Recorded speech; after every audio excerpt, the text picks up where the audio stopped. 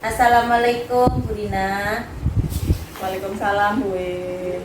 Hari ini kita akan melaksanakan coaching ya Bu ya. Kira-kira mau dengan siapa ya Ibu akan melaksanakan coaching? Ya, jadi nanti saya akan melakukan coaching dengan Bu Ulia Bu. Oh iya, syukurlah. Begini Bu, sebelum kita melaksanakan coaching, apakah diperbolehkan saya bertanya-tanya sedikit saja?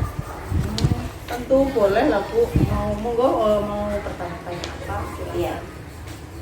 Begini, pada saat nanti Bu Rina melaksanakan coaching dengan Bu Ulia, kira-kira rubrik penilaian apa nih yang akan dipakai oleh Bu Rina? Jadi seperti yang pernah saya pelajari ya Bu ya, untuk coaching ini nanti saya akan menggunakan rubrik TIRTA, yang mana akan dimulai dengan menentukan tujuan, kemudian identifikasi masalah, kemudian setelah itu menetapkan rencana aksinya dan bagaimana akan bentuk tanggung jawabnya. Oke. Oh iya, jadi nanti Bu Rina akan menggunakan alur TIRTA ya Bu ya, pada saat mengcoaching rekan Ibu. Kemudian kompetensi apa nih yang akan dikembangkan pada saat coaching nanti? Kompetensi yang akan saya kembangkan jelas yang pertama konsentrasi penuh, kemudian saya akan menjadi pendengar yang aktif, dan mungkin nanti mengajukan pertanyaan-pertanyaan yang berbobot. Jadi ada konsentrasi penuh, kemudian menjadi pendengar yang aktif dan mengajukan pertanyaan berbobot. Ya Bu, ada 3 itu ya Bu. Kira-kira untuk lebih spesifiknya lagi, Bu Rina akan memilih yang mana ini dari ketiganya itu? Mungkin nanti saya akan pilih hanya 2 ya Bu ya, sebagai pendengar yang aktif dan tentunya pasti mengajukan pertanyaan-pertanyaan yang berbobot. Ya luar biasa ya Bu Rina ya.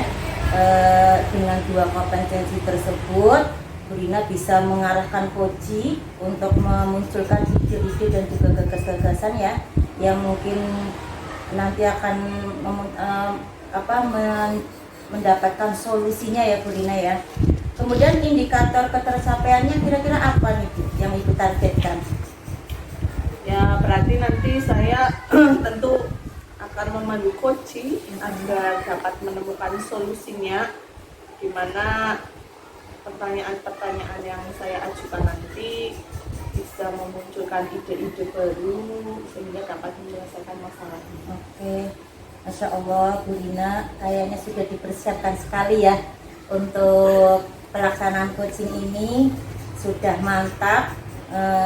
Kiranya yang saya tanyakan cukup itu Bu Rina, cukup itu. Nanti saya akan mencoba menjadi observernya ya Bu ya, perbolehkan saya menjadi observernya pada saat menjadi coaching ini. Dan silakan Bu Rina barangkali mau memanggil rekan yang mau di coaching. Iya, terima kasih Bu sudah mau jadi observer saya. Sama-sama. Assalamualaikum Bu Uli. Waalaikumsalam Bu Lina. Terima kasih ya sudah menyempatkan waktunya untuk sesi coaching ini. Sama-sama Bu Lina. Baik Bu Uli. Kira-kira apa nih yang akan kita bahas pada pertemuan kali ini? Jadi yang akan kita bahas itu adalah tentang minimnya sarana prasarana yang menunjang proses kegiatan belajar mengajar ini. Kayaknya menarik ya Bu Uli ya. Jadi sebelum kegiatan ini nih, kira-kira apa yang jadi tujuannya Bu Uli? Jadi tujuan saya adalah nantinya saya itu bisa mengetahui bagaimana caranya memberikan pembelajaran yang aktif, yang menyenangkan walaupun masih terkendala dengan sarana yang belum terpenuhi di rumah. Iya. Apa sudah ada perkiraannya keberhasilan atau persentase? Ya, jadi harapan saya setelah kegiatan ini itu ya bisa ada perubahan atau keberhasilan paling tidak ya bisa 20% lah. Ya, bagus sekali ya harapan dan tujuan yang ingin dicapai Bu Uli dalam kegiatan ini. Kalau boleh tahu nih, salah satu contoh sarpras apa yang dimaksud Bu Uli ya? Ya, jadi setelah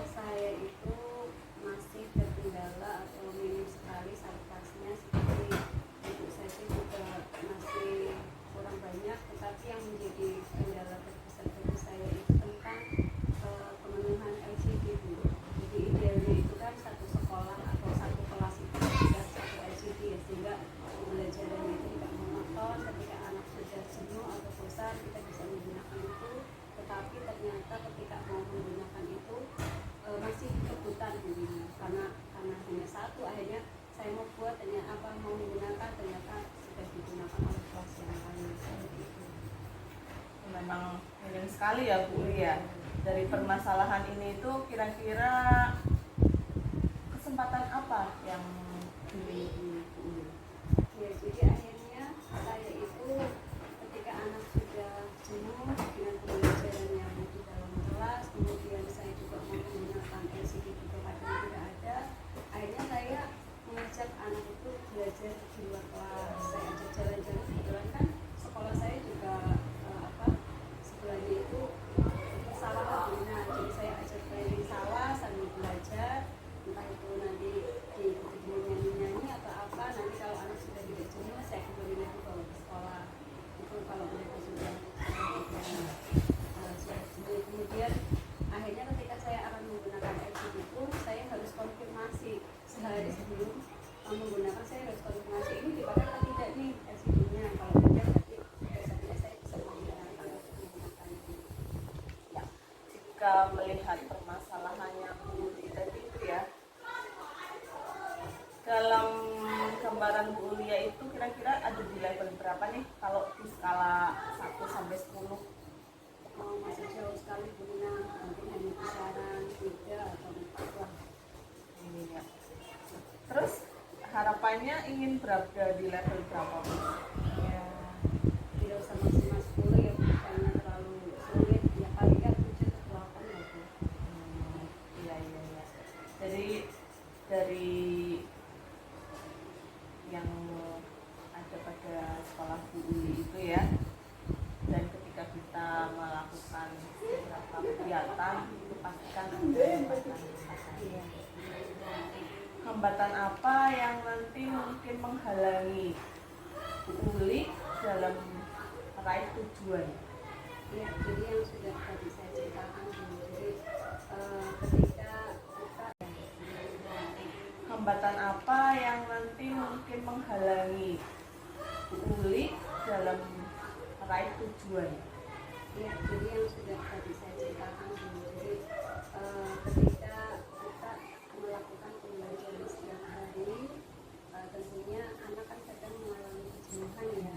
Kan salah satu tantangan buat kita bagaimana biar anak tidak merasa jenuh itu kita harus bagaimana. Mungkin salah satunya kan mungkin atau kita ajak menonton video atau cerita-cerita. Nah itu kan anak mungkin akan lebih tertarik kalau kita sajikan dalam bentuk layar atau dalam video yang menggunakan LCD. Tapi ternyata karena sarananya kurang, saya pun tidak bisa menggunakan itu. Jadi kalau misalnya menggunakan laptop hanya satu, paling hanya 2 anak yang bisa melihat, yang lainnya tidak bisa melihat. Itu ya menjadi hambatan buat saya di rumah. Terus nanti apa yang akan menjadi rencana utamanya nih untuk mencapai tujuan ini? Ya, jadi yang pertama yang jelas saya itu harus pandai-pandai membuat skenario pembelajaran kami. Jadi bagaimana pembelajaran itu menjadi menarik yang nantinya bisa saya sampaikan kepada siswa saya, dan kemudian saya yang jelas akan tadi mengkoordinasikan ketika akan menggunakan LCD biar tidak terjadi ketakutan seperti itu. Atau mungkin ada pilihan alternatif lain Bu Uli? Mungkin nanti saya tanya gini, ketika pas akhir semester kan biasanya ada rapat ya. Nah dalam rapat itu saya akan mengusulkan kepada kepala sekolah. Biasanya di sana juga ada rapat dengan LKM juga. Jadi biar masuk tahun anggaran tahun depan saya akan mengusulkan untuk paling tidak 1 tahun itu 1 LCD lah. Agar kalau langsung banyak kayaknya nggak mungkin melihat kemampuan SD saya. Jadi paling tidak ya 1 tahun itu ya 1 bisa terpenuhi. Jadi di situ saya nanti akan saya usulkan kepada juga saya akan mengusulkan dia dibuatkan jadwal kelas dalam menggunakan LCD proyektor itu, sehingga semua kelas itu bisa menggunakan Sekali ya Bu Uli ya rencananya. Nah, dari rencana yang tadi Bu Uli ya sampaikan nih, ada komitmen khusus nggak nih dari Bu Uli ya? Ya, jadi komitmen saya ya berusaha untuk membuat pembelajaran tetap aktif, tetap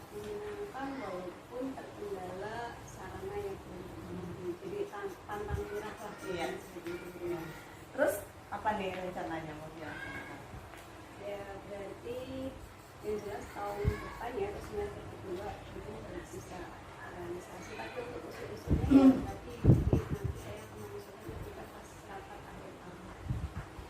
Ini Bu Ulia mau merencanakan sendiri atau nanti ada rekan-rekan yang mau membantu atau gimana Bu? Yang jelas saya butuh teman untuk saling berbagi, saling sharing ya, seperti teman sejawat dan juga kepala sekolah. Apalagi kan saya memunculkan masalah itu juga dalam forum rapat, jadi mereka semua saya libatkan agar mereka itu tahu. Bagus nih, rasa-rasanya tuh dia itu sudah mendapatkan cerahan, titik terang ya Bu ya dalam sesi percakapan ini. Gimana nih perasaannya Bu Lia? Ya, jadi saya merasa lega nih karena saya merasa senang karena sudah mau mendengarkan cerita saya, sehingga akhirnya saya jadi punya gambaran apa nih yang saya lakukan seperti itu. Terima kasih ya Bu Uli waktunya ya. Semoga apa yang menjadi harapannya Bu Uli itu dapat terrealisasi. Dan ya terima kasih sudah bisa melakukan kegiatan seperti ini. Sama-sama Bu Rina. Alhamdulillah ya Bu Rina sudah melaksanakan coaching. Bagaimana nih perasaan Bu Rina setelah melaksanakan coaching bersama Bu Uli tadi? Ya lega Bu. Jadi coaching berjalan dengan lancar. Saya juga bersyukur karena Bu Uli sudah dapat menemukan solusi dari permasalahannya. Ya, syukur ya Bu ya. Alhamdulillah akhirnya Bu Uli juga menemukan solusinya. Kemudian menurut Bu Rina dari pelaksanaan coaching yang tadi itu faktor keberhasilannya itu sudah tercapai apa belum ya Bu ya? Ya, kalau menurut saya sudah tercapai karena saya lihat itu dari ketika saya coach dengan mengajukan berbagai pertanyaan apa yang akan dilakukan dengan saya memberi gambaran, akhirnya Bu Lia itu jadi ingat apa yang akan dilakukan. Jadi kan kadang-kadang kita juga lupa nih karena nggak tahu dan dengan ngobrol bersama rekan ya otomatis ingatan ya. Nah ketika tadi Bu Rina melakukan coaching dengan Bu Lia, saya itu mencatat beberapa poin ya Bu ya yang sudah saya lihat dari pelaksanaan coaching ini. Ini saya sampaikan sebagai refleksi ya untuk Bu Rina ya. Yang pertama dari obrolan antara coach dan coachee tadi sudah berjalan dengan santai, tetapi tetap fokus pada permasalahan yang ada ya Bu ya. Kemudian Bu Rina juga sudah menjadi pendengar yang baik seperti yang sudah disampaikan pada awal tadi, untuk potensi yang ingin dikembangkannya sudah dikembangkan dengan baik. Kemudian yang ketiga, Bu Rina juga telah berada dalam permasalahan itu sehingga Bu Rina tahu seolah-olah seperti merasakan apa yang dirasakan oleh Bu Uli ya, permasalahan yang sudah dirasakan oleh Bu Uli. Kemudian yang terpenting di sini, Bu Rina itu sudah membantu Bu Uli menemukan sendiri solusinya dari permasalahan yang dihadapi. Kemudian Bu Rina juga sudah memberikan umpan balik ya, dan Bu Rina juga sudah berusaha ingin tahu hasilnya seperti apa setelah nanti ada perbaikan dari permasalahan tersebut. Oke Bu Rina, kira-kira seperti apa nih kompetensi yang ingin dikembangkan lagi setelah melaksanakan coaching ini Bu Rina? Tadi sih ya saya udah berusaha sekali ya Bu untuk hadir sepenuhnya Ya. kemudian mendengarkan secara aktif, saya juga memberikan umpan balik. Dan mungkin yang perlu dikembangkan lagi ya membuat pertanyaan yang berbobot gitu. Perlu latihan terus ya Bu Rina ya, biar lebih memberikan efek untuk coachingnya ya Bu ya. Ya satu lagi nih Bu Rina yang ingin saya tanyakan, sebenarnya indikatornya apa sih kok Bu Rina itu bisa loh melaksanakan coaching dengan baik? Ya karena ada semangat itu Bu dari coaching untuk iya. menemukan solusi gitu. Untuk di coaching ya? Iya. Betul.